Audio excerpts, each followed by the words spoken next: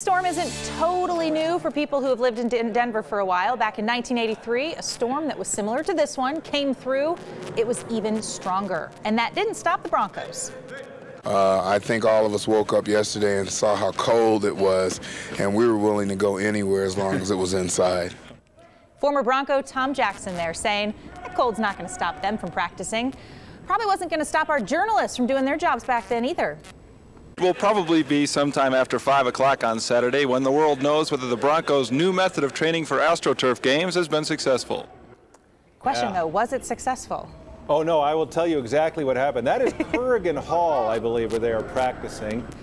And the Broncos' method of practicing for that game in Kansas City proved unsuccessful because, as I recall, they went to Kansas City where the wind chill was 20 below zero. Whew. They were favored to beat the Chiefs and got beat by 1 million.